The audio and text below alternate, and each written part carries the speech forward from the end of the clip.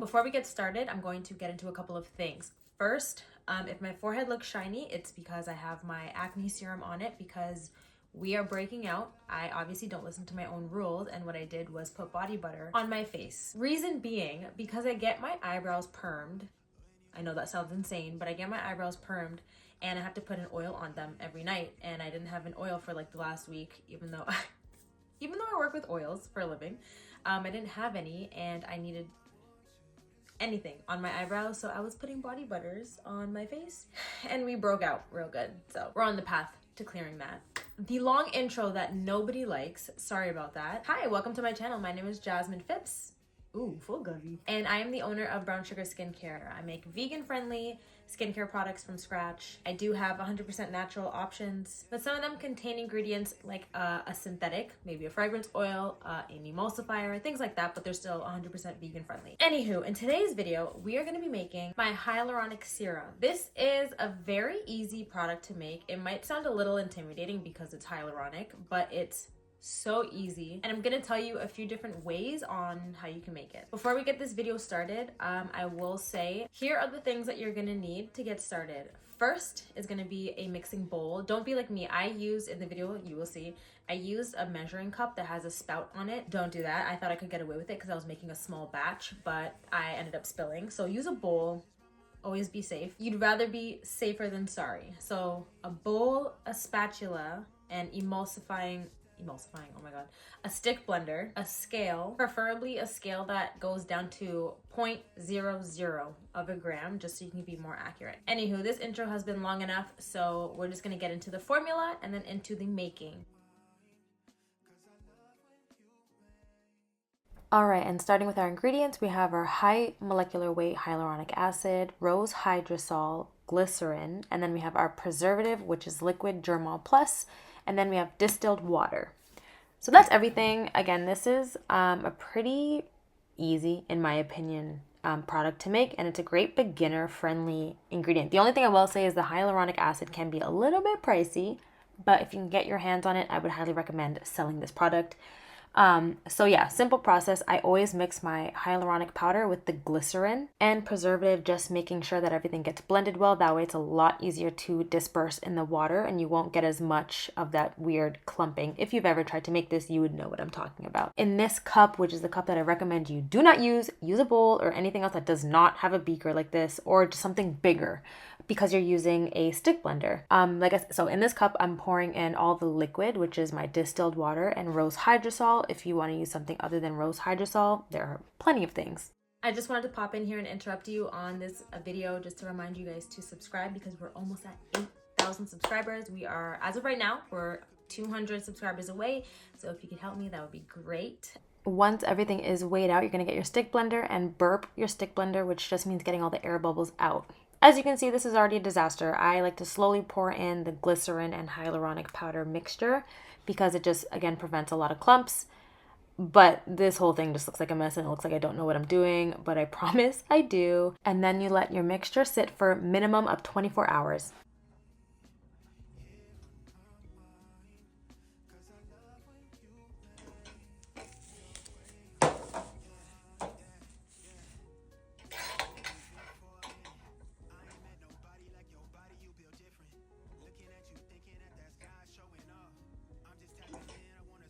Okay, so now that you have seen how I make my hyaluronic serums, I'm going to talk about the benefits of each ingredient and a couple of substitutions that you can make if you would like to. I have my laptop right here, so I'm going to be reading from it. If I am like looking down, I'm going to try not to. First ingredient that I want to get into is the rose water. Rose water is soothing and calming for the skin. It can also tighten pores, which I absolutely love in this serum because hyaluronic serum itself can be tightening. It's antioxidant rich and it's extremely hydrating overall. It can reduce redness, irritation, puffiness, a lot of the things that you would experience in the mornings. Like, you know, when you wake up and your face just feels a little, you know, puffy.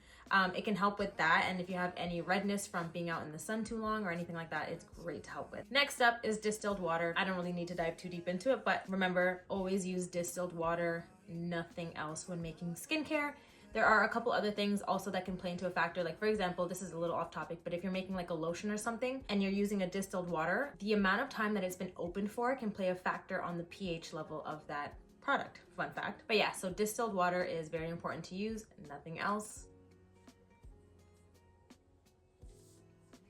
Next, we have our humectant, which is the glycerin. If you don't know what a humectant is, it draws moisture from the air and deposits it right into your skin. And vegetable glycerin is very known to do that. It also can act as a skin softening agent, not aggressive by any means, but it's a very gentle skin softening ingredient. And I love it overall because it's very gentle, so it's great for sensitive skin. Now the star of the show, which is the hyaluronic acid. So there are two types of hyaluronic acid. There's high molecular weight, which is the one that we use, and then there's low molecular weight, which is what I'll use in the next video, which is my toner. I specifically paired these two products together so that you guys can see the difference of molecular weights. Hyaluronic acid itself is also a humectant. So again, what it does is it draws moisture from the air, deposits it into your skin. What it does is that it holds moisture under your skin to make it appear more plump. So some people will use this for fine lines and wrinkles, and it gives the skin like an overall younger type of appearance because it tries its best to fill in those little lines. It also has skin regenerating properties, so it's great for healing wounds. If you have acne scars, all those kind of things, it's great for. Because it increases the ability of your skin to lock in moisture, it's great for protecting your skin against any outside radicals and like things that can damage the skin. High molecular weight hyaluronic acid can hold up to 1,000 times its weight, which is the reason why this serum turns into like a gel consistency. So it's very important to use it at a low usage rate, which is why I use it at 1%. You can use it at more, but then I just find that sometimes it can get too thick and it doesn't exactly do what you want it to do for the skin. It could just, you know, like what they say, like too much of a good thing isn't always a good thing. Like this is one of those ingredients. So sticking to 1% is really important. The one thing that I want to mention, and this has been not only done by like trial and error, but also through research, is I find that it is best to apply this serum in a steamy bathroom, for example.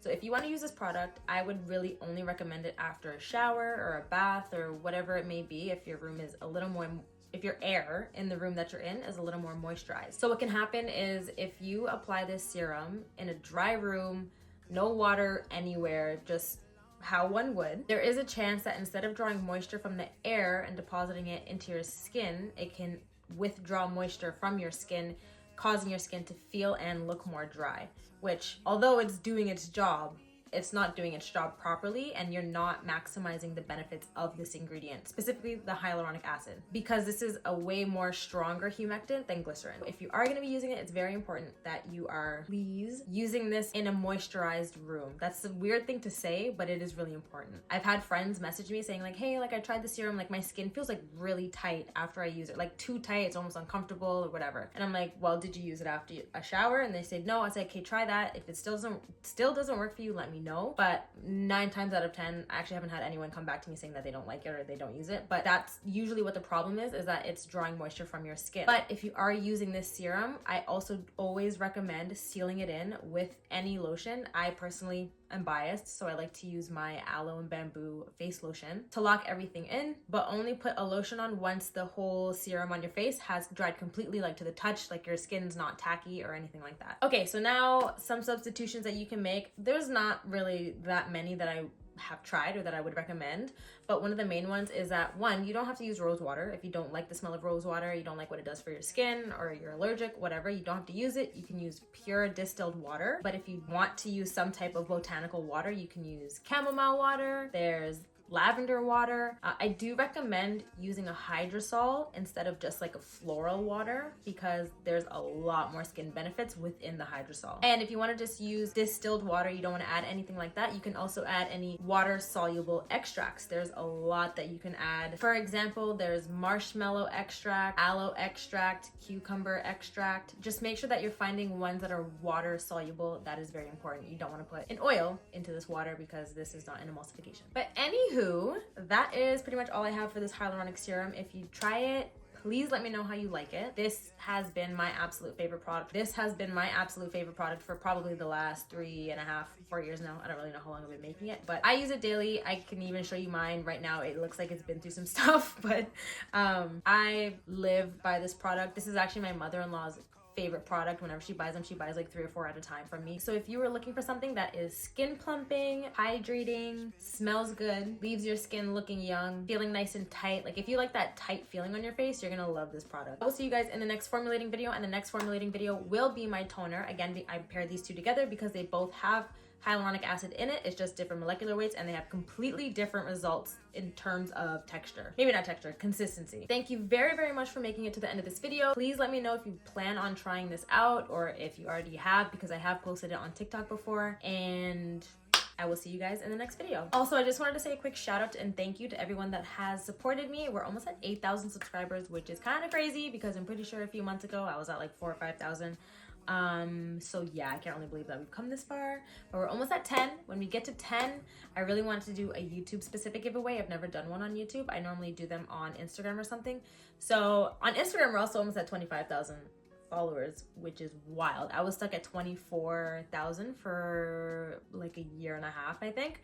So to finally like break from that 24 number on my Instagram, I'm very excited. But I just wanted to say a big thank you to all the support. It means way more than you guys can imagine, and I'm very excited for this new year.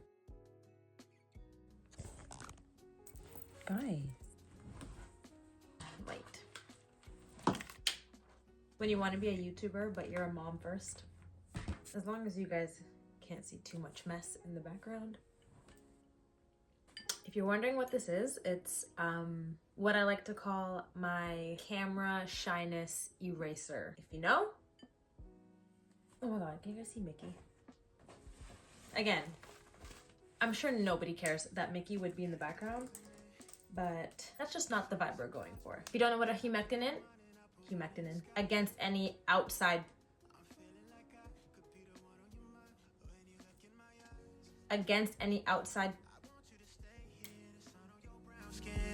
my mind, 'cause I've been a long way, it's been a long day with